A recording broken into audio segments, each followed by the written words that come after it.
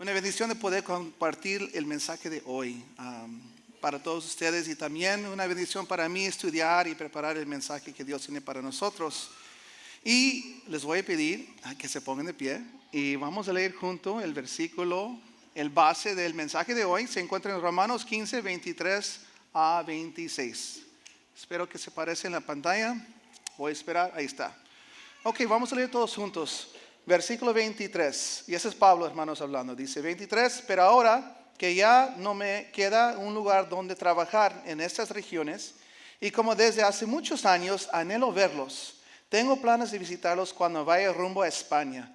Espero que después de que haya disfrutado de la compañía de ustedes por algún tiempo, me ayuden a continuar el viaje. Por ahora voy a Jerusalén para llevar ayuda a los hermanos, ya que Macedonia y Acaya tuvieron a bien hacer un colecta para los hermanos pobres de Jerusalén. Vamos a orar, hermanos. Padre Celestial, te doy gracias, Señor, por este día. Gracias por esta palabra, Señor. Gracias por el mensaje que tú compartes, Señor. Espíritu Santo, yo te pido que tú abras nuestros corazones para recibir el mensaje que tienes para cada uno de mis hermanos hoy. Bendiga esta palabra, Señor, y cada palabra que sale de mi boca sea guiado por ti, Espíritu Santo. Todo eso te lo pido en el nombre de Cristo Jesús. Amén. Pueden tomar su lugar, hermanos. Yo sé que normalmente yo no comparto el título, pero creo que es importante para que entiendan a dónde vamos en el mensaje de hoy. El mensaje de hoy, hermanos, se llama Creado con propósito. Creado con propósito. Tenga eso en su mente cuando está escuchando lo que vamos a platicar hoy.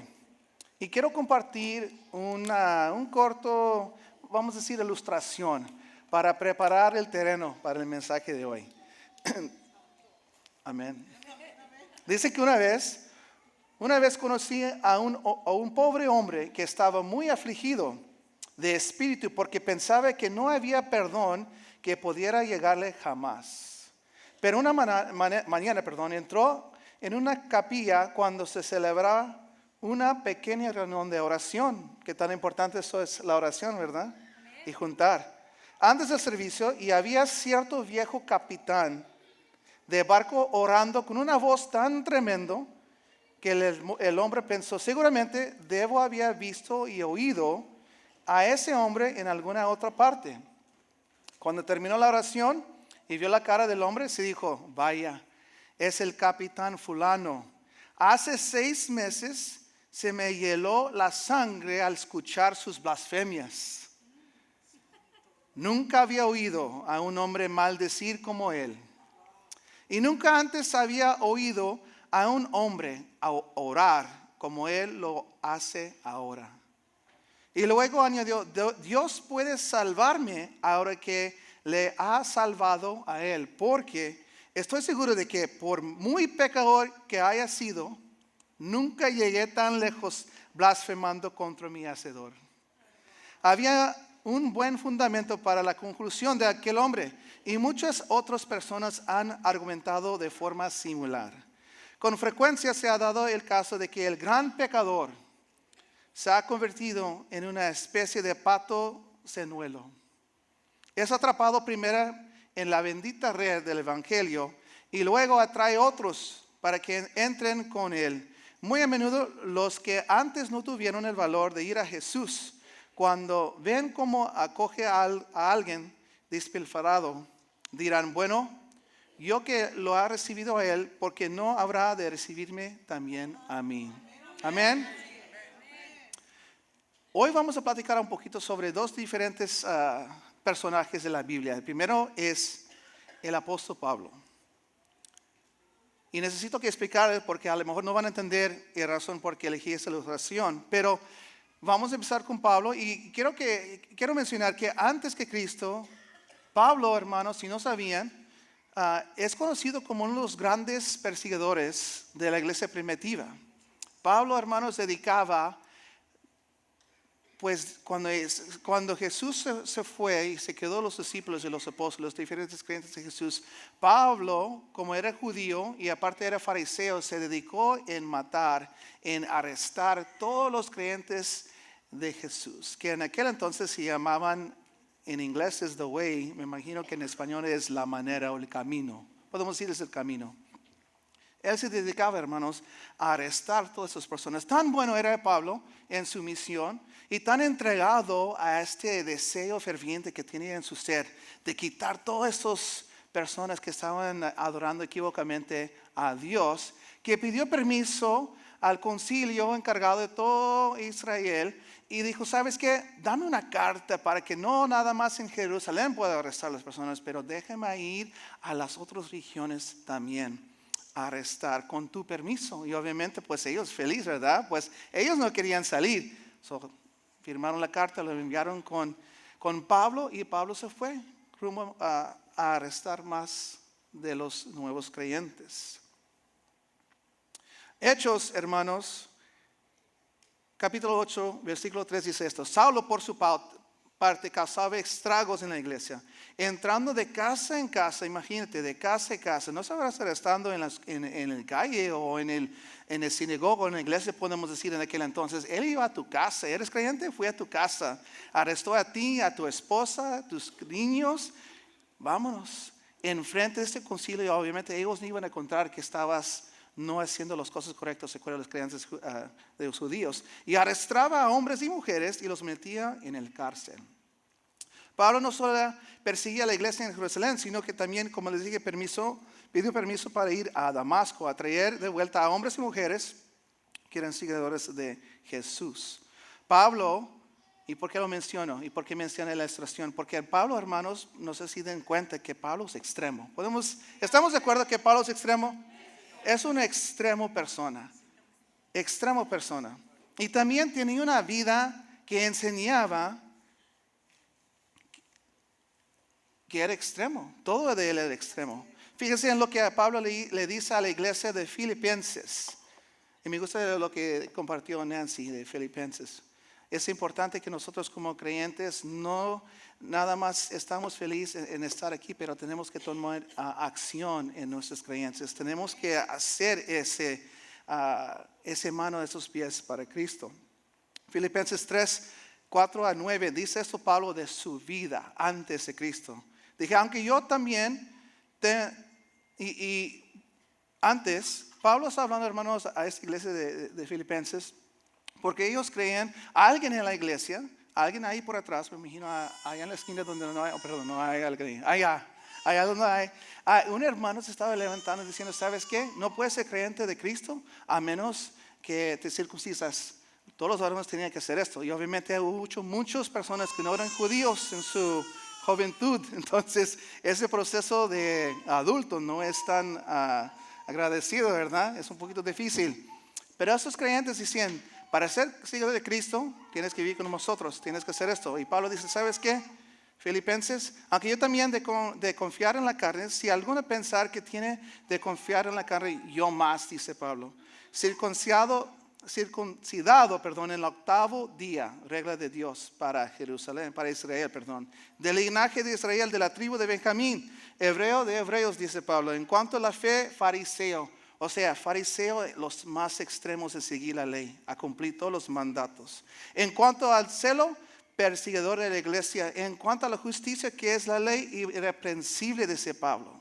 Pero, dice Pablo, ¿cuántas cosas eran para mí ganancia? Las ha estimado como perdida, como dijo Nancy, por amor de Cristo.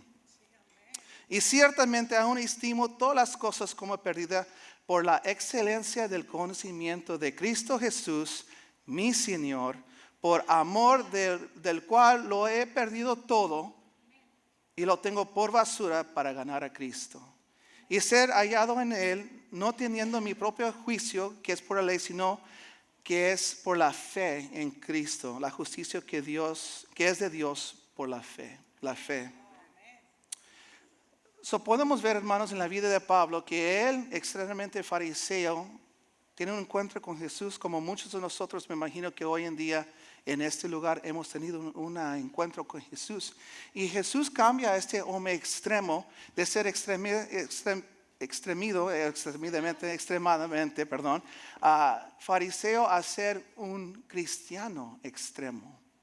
Si saben la vida de Pablo, dicen los teólogos, hay 27 libros en el Nuevo Testamento, hermanos, y dicen los teólogos que Pablo escribió 13 de los 27. de todos los apóstoles que tenemos, todas las personas que siguen a Cristo, este hombre extremo escribió 13, a mínimo 13 cartas del Nuevo Testamento que nosotros usamos como el base de nuestra fe. La palabra de Dios que nos guía día tras día y nos enseña, nos revela la voluntad del Padre para nosotros. Esta extrema persona que era tan, podemos decir, en el lado malo de Cristo, se convirtió a ser unos, podemos decir, después de Cristo, el apóstol principal del creencia que tenemos hoy en día, este hombre extremo. Y hermanos, cuando Pablo escribió esta carta a los romanos, él tenía un gran conflicto en su corazón. Romanos 15:20 nos dice esto: en efecto, mi propósito, y eso es el corazón de Pablo. Recuerda que Pablo, extremo, ¿verdad? Grábese eso. Creado con un propósito, Pablo, una extrema persona. Dice Romanos 15:20, en efecto, mi propósito ha sido predicar el evangelio donde Cristo no se ha conocido, para no edificar sobre fundamento ajeno.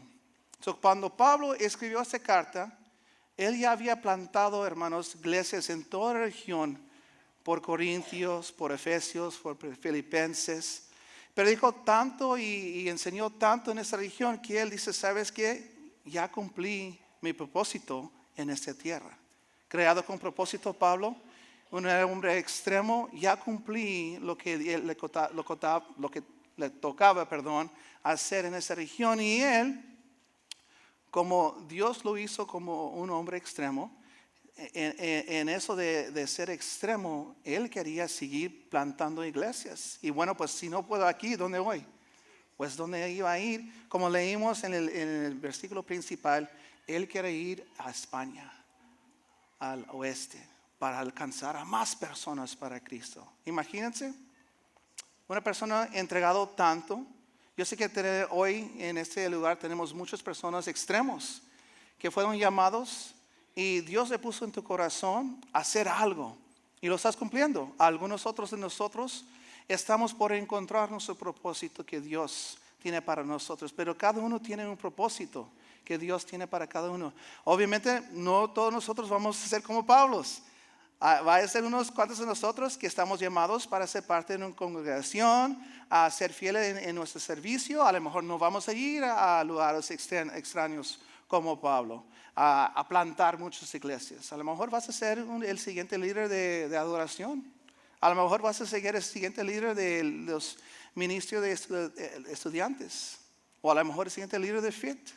O el siguiente predicador aquí en TFC en español. Pero cada uno de nosotros tenemos un propósito. Y Pablo, hermanos, estaba tratando todo lo posible para cumplir su propósito que Dios tenía para él. Y él tiene un conflicto porque en Romanos 15 él dice que su llamado es predicar, pero ya terminó en esa región. Y cuando Pablo escribió esa carta, hermanos, él plantó las iglesias en esa región y quería expandir a España, pero para llegar a España tenía que cruzar por Roma. Y Pablo iba a pasar por Roma, pero si recuerdan, hace un poco tiempo yo compartí un mensaje y les prediqué sobre la iglesia de Corintios. ¿Recuerdan? No sé si recuerdan, pero prediqué sobre que Pablo le dijo a Corintios, hey, espero que están juntando la ofrenda que dijeron que iban a ofrendar, porque tan emocionados están las otras iglesias que escucharon de tu gran sacrificio de amor, que ellos también quieren sembrar.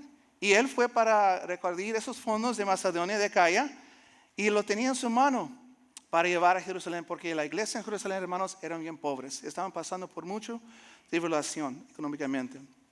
Entonces él tenía un conflicto porque su conflicto, su deseo era expandirse, pero también tiene una ofrenda para la iglesia de Jerusalén que necesitaba y también una responsabilidad como apóstol de entregarlo.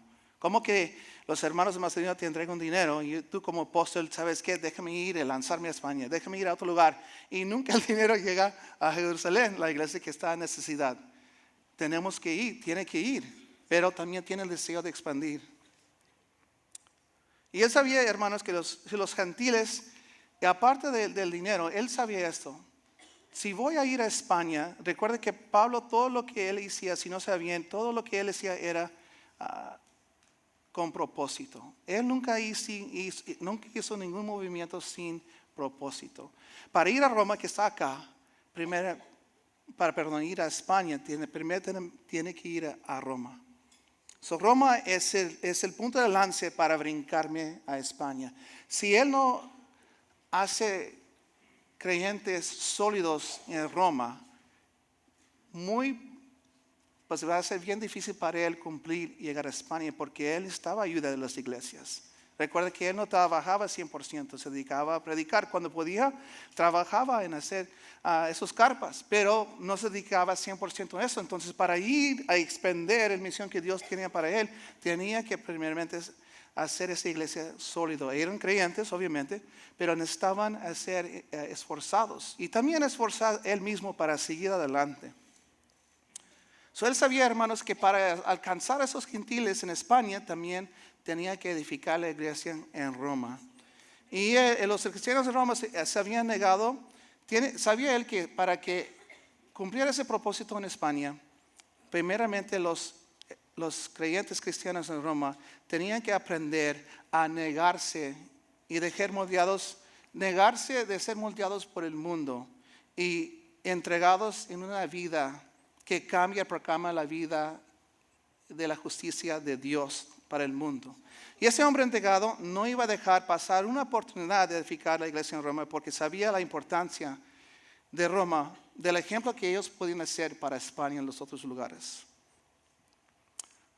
Decidió, hermanos, no ir a Roma y se regresó a Jerusalén para dar los diezmos y ofrendas. Y obviamente, como estaba ahí, predicó en los sinagogas para poder seguir fortaleciendo las vidas de los creyentes ahí en ese lugar que estaban, pues aparte de no tener mucho dinero, estaban siendo perseguidos muchos. Necesitaban mucho de Pablo y fue arrestado.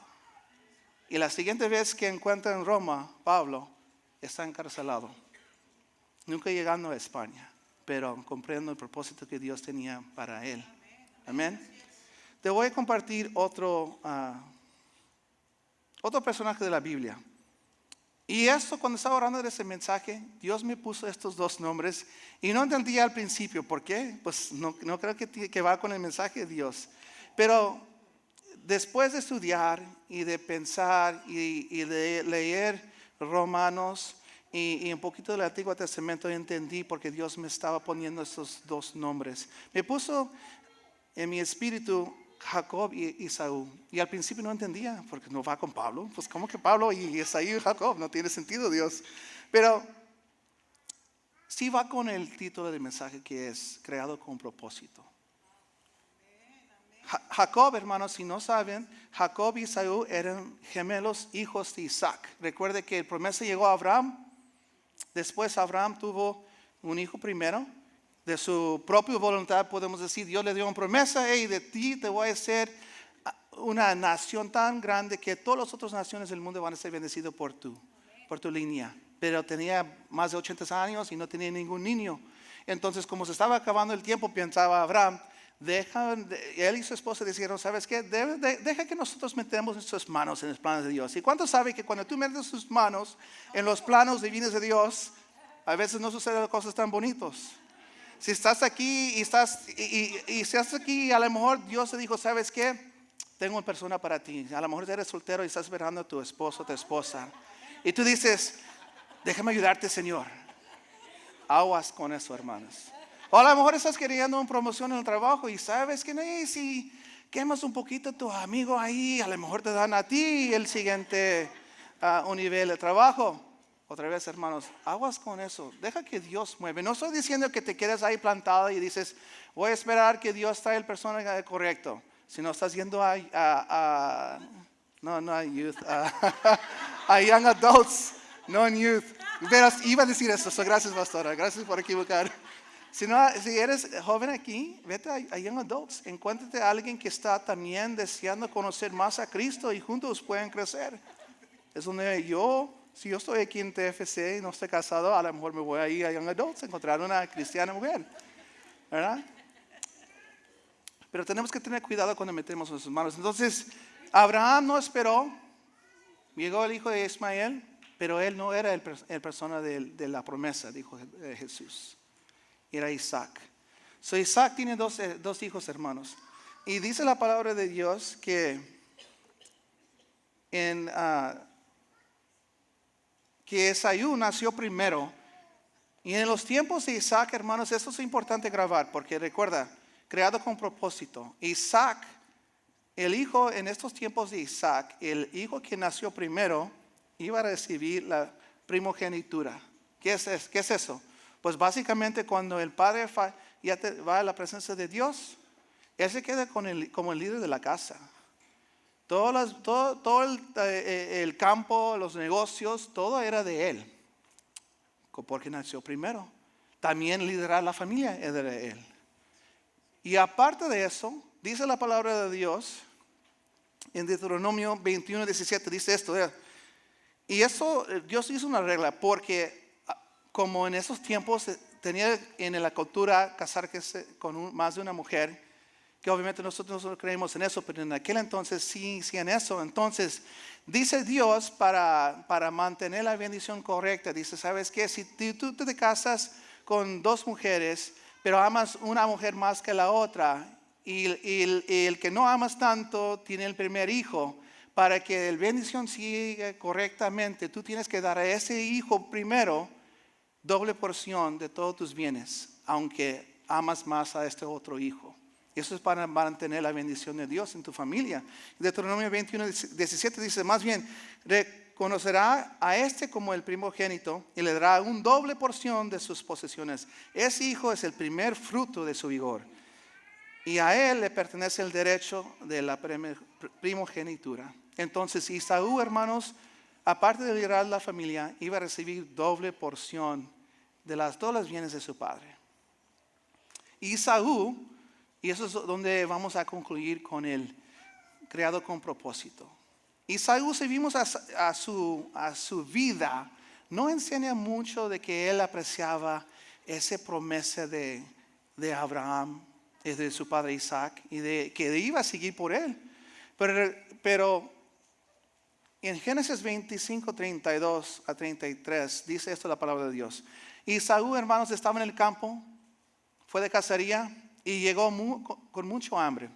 Y dice esto, cuando estaba enfrente de su hermano Jacob, que se quedó en la casa, y haciendo un guiso rojo, él dijo, ¿sabes qué? Dame un poquito de tu guiso. Y recuerda, no sé si dan cuenta, pero Jacob, cuando él nació, como él el segundo hijo, dice la palabra de Dios que él estaba agarrado del pie de su hermano Esaú. So, desde niño, hermanos, desde el vientre de su mamá, él quería salir primero.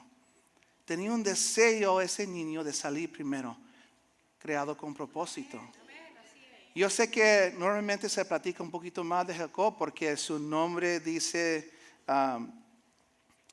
que era básicamente un mentiroso, tramposo, podemos decir, era Jacob. Pero aparte de querer arrastrar a su hijo, al hermano de Esaú para atrás para que él pueda decir primero, sabía que su hermano tenía mucho hambre y dijo, ¿sabes qué? Pues dame la primogenitura y te doy una sopa de este guiso. Y no sé qué piensas tú, pero yo nunca he vendido mi primogenitura para una sopa de guiso. ¿Sabes qué yo hubiera hecho? Voy con mi mamá. Mamá, dile a Jacob que me da un sopa porque tengo hambre. Y esto es lo que quiere que venda mi primogenitura para una sopa de guiso. Es lo que yo hubiera hecho, ¿verdad? Pero ¿qué dijo Esaú? ¿Para qué quiero esa primogenitura? Me voy a morir de hambre. Nadie, hermano.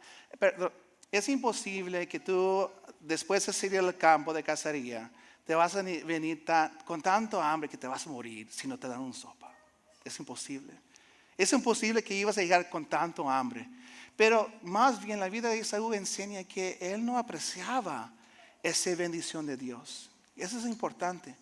No apreciaba la bendición de Dios. Dios le dio una palabra a su abuelo Abraham. Él dijo, de ti voy a ser una nación grande. Tan grande y poderosa que vas a ser de bendición a los demás. Llega Isaac. Y obviamente la vida de Abraham y Isaac, aunque eran fieles en ciertas áreas, fallaban en otros. Si leemos la historia. Pero llegan estos dos hijos. Y uno no apreciaba nada de Dios. Y el otro dispuesto a mentir, a hacer trampas como él podía para agarrar la bendición de Dios. Porque para él la bendición de Dios era importante. No tiene sentido. Dos niños de los mismos papás. Uno despreciaba la bendición y el otro lo quería, pero no le pertenecía a él. Entonces Esaú sí lo vendió por una sopa de guiso. Dice el versículo 25 a 32, dice, me estoy muriendo de hambre, contestó Esaú. Así que, ¿de qué me sirven los derechos de primogénito? Véndame entonces los derechos bajo juramento, insistió Jacob. Inteligente, ¿eh? Hey, júrame. Porque en esos tiempos tu palabra es tu palabra. Ya, es como un contrato, un papel hoy en día. Insistió Jacob.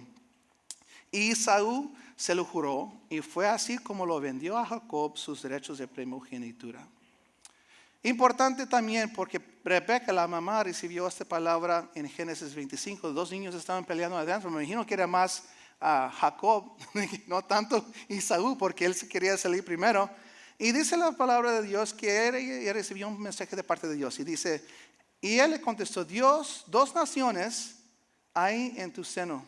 Dos pueblos se dividen desde tus entrañas.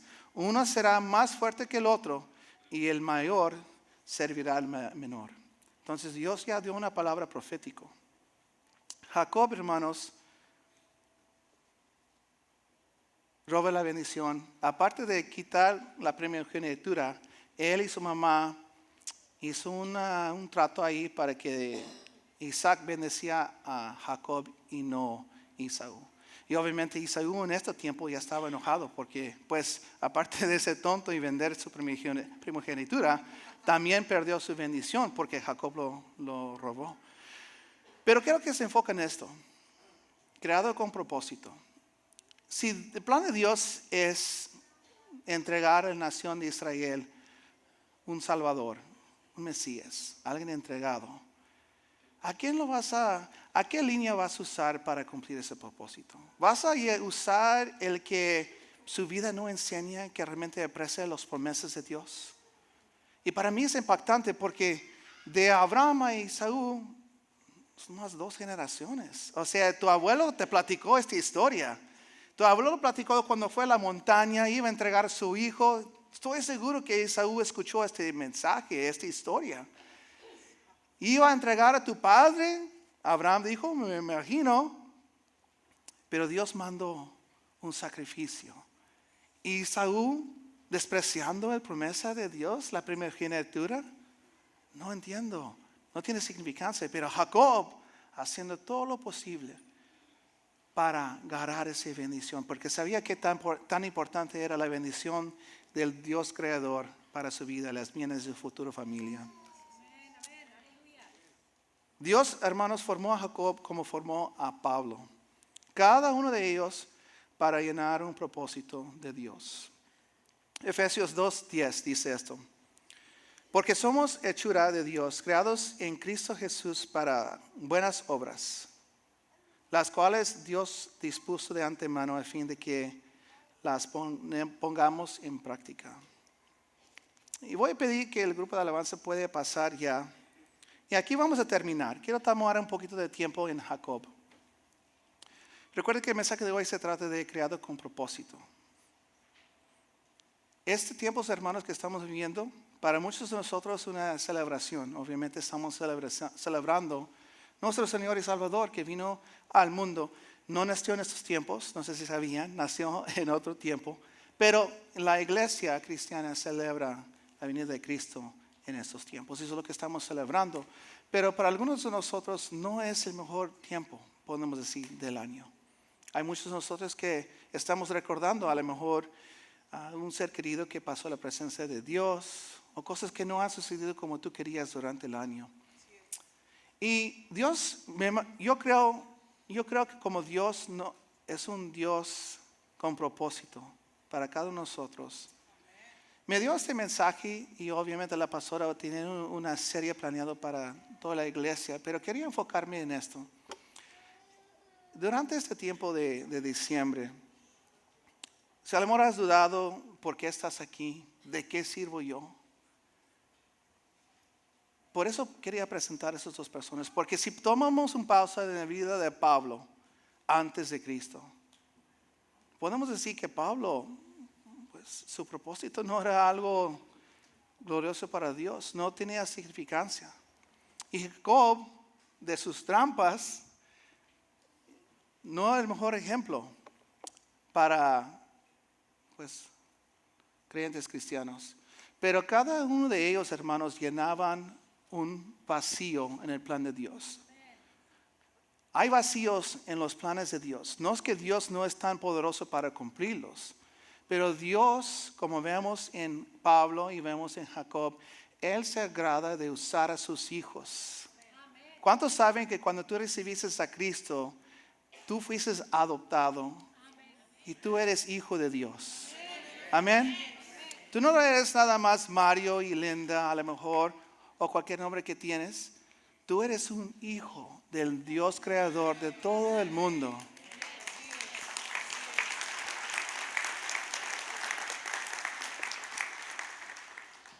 Y si estás dudando de tu propósito, ora a Dios, que Dios te revele por qué Él te alcanzó. Estaba escuchando un comentario y el comentario es un poquito difícil porque hay un porción de la Biblia que dice que Dios conoció de antemano a ciertas personas y los predestinó para ciertas cosas. Entonces el comentario dice, ¿entonces qué?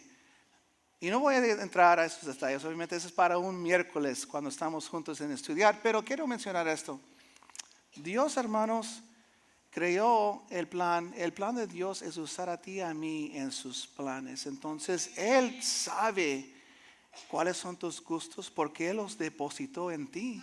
A ti no te gusta ir a la oración porque te nace hacer oración. Dios plantó ese deseo en ti. Si tú tienes el don de platicar con personas fácilmente, no es porque tienes una habilidad fregona ahí y tú puedes alcanzar a personas.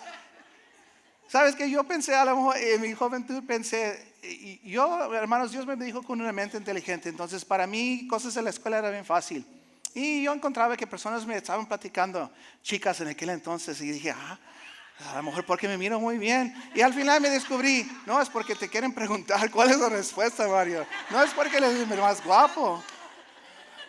Entonces cada uno de nosotros estamos llamados, hermanos, con un propósito. Dios te formó, dice la palabra de Dios, que Dios te formó en el vientre de tu mamá. Él conoció qué plantó en ti, antes que fuiste nacido. So, la pregunta es, ok, a lo mejor tú no entiendes cuál es tu propósito. Ora a Dios. Si eres creyente, pregúntale a tu Padre Celestial, Dios, ¿por qué estoy aquí? Sé que tengo un propósito, no sé cuál es. Normalmente lo que te nace hacer, Dios planta esos deseos en ti. Si te nace orar por personas, eso es tu llamado, hazlo. Si tú fácilmente te encuentras con nuevas personas y le invitas a la iglesia, sigue haciéndolo, ese es tu propósito.